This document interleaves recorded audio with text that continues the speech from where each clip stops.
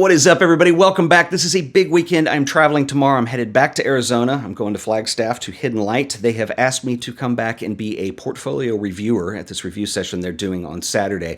It's going to be a lot of fun. We're going to look at a lot of student work and give feedback, and it's this all-day thing. And then on Sunday, which is Easter Sunday, I believe we're going to go to Sedona and do some shooting. So it's a quick trip, but I'm super excited about it. And I thought it would be kind of cool to do a little bit of a travel edition, what's in my bag kind of thing.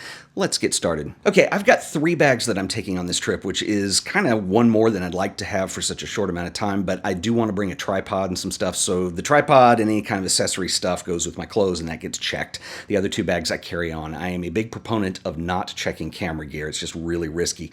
And so I've got 2 bags, one for my still camera that I'm bringing, and then the other is this one, which I showed you guys in the last video. My friend Brian has designed this, and he's got a Kickstarter going on right now, and he sent me one of the prototypes, and I'm really excited to try this out. So this is basically an everyday carry bag, and this one goes with me. And what's in here basically is my iPad, so I can kind of keep in contact with email and such. And I travel really light with this. And then it's got these 2 front pockets that I love. First of all, they've got waterproof zippers on them, which I think is a really nice touch. One of them contains kind of accessory stuff. So, you know, I've got Apple Pencil, and I've got, you know, various things that I need to put images on my iPad if I want to do that. And I put everything in this little SD card pouch. And so that's on one side. On the other side is my RX100V, which is my travel camera, and this is one that I take everywhere. And I know this looks a little weird. I have these 2 little windscreens on the top, and that's basically if you're shooting video and there's wind noise, this prevents it from making ugly sounds in the microphone. It looks ridiculous, but it is essential if you were shooting video. This bag also has 2 pockets inside. I'll usually put my phone in one of those, and so everything's always together. And probably my favorite feature on this bag that I'm really excited about is every pocket on here has cable pass-through, which basically means it's got a hole with a grommet on it. So if you get one of these like USB power bricks or something, you can run your cables through, and you can power all of your devices while it's in your bag and while you're on the go, so you don't have to think about it. And so it's a really nice touch. The other thing that's very cool, and this is my favorite feature, aside from the cable pass-through, is this awesome magnetic clip. It just kind of finds itself and clips down. If you want to unclip it, you just kind of pull it up and out, and you're ready to go. So this just goes up over your shoulder like this. In the last video, somebody said, there's nothing wrong with a man purse. The alternative to this is like stuffing your iPad and your phone and your point and shoot into other luggage or a jacket or something, and it's not all together. I really like this idea of keeping everything in one place. I mentioned Brian is doing a Kickstarter for these right now. It's only a $60 bag, which is pretty amazing when you consider it's made with rip-proof fabric. It's padded on the back. I mean, you're going to pay a lot more than that for most bags. And he's doing a Kickstarter on this right now, so if you're interested in getting one, I'll put a link in the show description. You should head over. It's got like a week or 2 left, so if you want one, now's the time to do it. He calls this the Commuterpak. So far, pretty awesome. Next up is the camera bag, and again, this is another one that I carry on, and I decided that I'm only bringing 1 camera on this trip for stills. I'm going to bring the RX100V for doing video, and I'll probably bring a GoPro as well. But anyway, this is an older bag that I have. I'm not even sure they make this anymore. It's a little bigger than I'd like it to be, but it's kind of a big camera. But this is a Lowell Nova 5, and like I said, I don't know if they make these anymore. I haven't used this in a long time. I've had it forever. But inside the Lowell, and this is where it gets fun, this is a big lens. This is a Schneider 35mm, which goes to a medium format camera, which brings me to this little point and shoot. So the awesome folks over at Digital Transitions were kind enough to loan me a PhaseOne for the weekend, and I am so amped about this. So this is an XF body. I've got 2 lenses. I've got the 80mm and then also this 35mm, which is the wide, and this is kind of more of a normal to portrait length. The video that I did on the PhaseOne a few months ago had a black and white back on it, so it was a black and white only camera. This one is color, and you have to remember that the PhaseOne is a modular system, which means everything on here is interchangeable, not just the lens, but also the body, the viewfinder, and then the back. And the back is where the sensor is. So the idea is that you could be in the field and you could switch over and shoot the ACHROMATIC and do a bunch of black and white work, or you could come back over and use the Trichromatic. You could also switch this to an older back if you wanted. Whatever will fit with the XF body is what's available. Now the Trichromatic is called the Trichromatic for a very interesting reason. It has to do with the technology that PhaseOne have developed within the camera itself. And so basically the way a digital camera works is you have a sensor, and that sensor picks up fields of red, green, and blue, your RGB spectrum, and then it combines those in the end on the final image. So when you get down to the little pixel level, each photon on that sensor is capable of picking up one of those colors. Now, in theory, they would be separated, but in reality, there is a lot of overlap. So you get a lot of red overlapping with green, overlapping with blue, which is not a big deal. It's a compromise that's made just in the technology that we have with digital imaging right now. So what PhaseOne have done on this is they've developed, has to do with the Bayer filter. And so your color array filter, they have developed a technology that will separate these out a little more. There is a trade-off. I think it cost them like a third a stop a light or something like that. I'm not really sure. You'd have to go look at the specs on their website.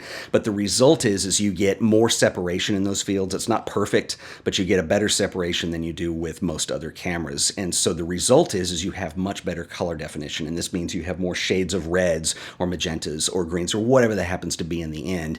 And already in the test images that I've done on this, it is just like unbelievably amazing. You'll look at something and the color definition, it's not saturation. Saturation is a way of bumping up the saturation of any given color that you might select or the image overall. And what this does is it gives you a broader spectrum of, let's say, reds or greens. And so you notice a lot more color detail, and it's pretty amazing. So I am really, really super excited about getting to use this. And I want to thank Digital Transitions for sending this to me. And it's going to be a fun time on Sunday when we go to Sedona to shoot.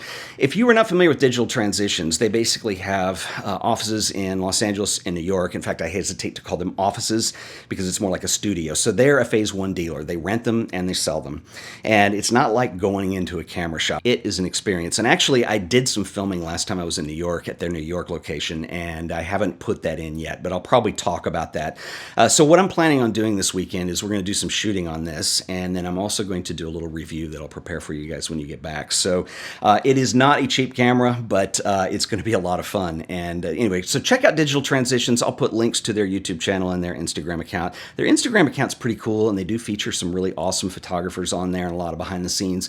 Another thing that PhaseOne do is they do a lot of training on Capture One, and I've talked a lot about Capture One. It's the software that was developed for PhaseOne, but it is open to other cameras as well. And they do a lot of intensive training workshops with Capture One, so they're a really good resource to follow. So I'll put a link to their Instagram in the description. Check them out. One of the things that makes it very complicated when I travel and makes me pack a lot of stuff is the fact that I do videos, and I'm also doing videos about photography-related things. And since we have the PhaseOne, I have to bring separate video gear for that. And I wanted to share this with you because I'm going to bring this along. And I actually used this on the Sony trip that we did in Las Vegas. So if you saw the dune buggy video, I had this long montage of dune buggy footage in there that was a lot of fun. And people had asked what kind of a gimbal I was using on that or how I was getting that steady footage. So basically a gimbal is a powered device that allows you to, well, I'll show you. So it looks like this. It looks like a selfie stick. And if you power it on, this one actually has, there's actually two buttons you have to hit to power it because this one has a little cable and it will power your GoPro. I love that because this has got much better batteries in it and you'll get much more film time because it's not relying on the internal battery. And by the way, I use a Hero 4. It's just my favorite of the GoPros. I really don't care for the others. So anyway, I can just power it, but then when I want to turn the gimbal on, you hit this button on the back. And there it is. Now it's steady, and you can see that electronically it senses motion and where the camera's moving. And I put this to the test when we were on that dune buggy thing, and it's pretty amazing, and that was some smooth footage. The other thing, it has a little joystick on the back, and you can control it, so if I want to aim it down, you can do that, and it'll still remain steady, or if I want to point it up. And it's got some different modes on it that I don't use nearly as much, if you want to do follow modes and stuff like that. This one's just kind of defaulted to, if I turn my hand, it turns the camera slowly and follows it. And you can have it so it turns that off. And I mean, there's various things you can do. This gimbal is made by a company called Evo. And I have 3 Evo gimbals, and I'm not sponsored by them. I've never met them or anything. I just kind of tried them. And I swear by them. They're amazing. And so they use rechargeable batteries. You can pull those out. The tubes all break down. And so it breaks down into something that's very easy to carry. And they also make these, too, as an accessory. You can put a little stand on the bottom, which makes it real easy when you're not filming, just to set it down somewhere. You're not worried about laying it down. And so I have one of these for the GoPro, I have one for the ARX 105, and then I've got a big one that you could put a DSLR on. In fact, here's the This is the one for the RX100. It's not set up right now, but basically you have to balance these, then turn them on, and you're good to go. And they're pretty easy to use. The size I like, the weight I like. They're not heavy. What's cool too is you can get extension poles on here. So if you're doing something where you need to get further away from the camera, I don't really do that for vlogging stuff, but that is available. So anyway, that company is Evo, and highly recommended. Really dig their stuff. Which brings me to my next point, which is a pro tip for you guys when you travel. In the United States anyway, you are not allowed to have lithium-ion batteries in the checked cargo bin. So if that means if you put camera batteries or something in your luggage and they find them, they will remove them. And that will not be fun when you get to your destination and find out that your stash of camera batteries is missing.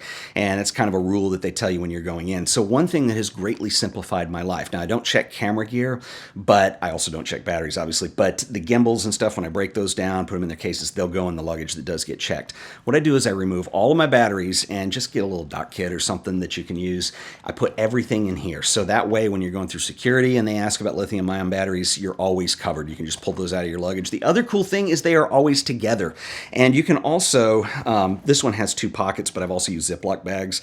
If you have some that aren't charged that need to be when you're leaving, you can put them in the Ziploc bag. That way you know what's charged and what's not. So that's my little pro tip on rechargeable batteries. Simplify your life. Anyway, that is basically what I'm packing to go on this trip, and this is more than I would normally bring for a 3-day trip.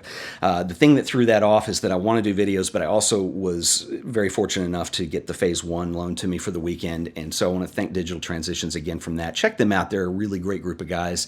They were like, just go get some great photos, shoot some great footage, and tell us what you think about the camera, and just get to use it. And so I'm really, really stoked about that.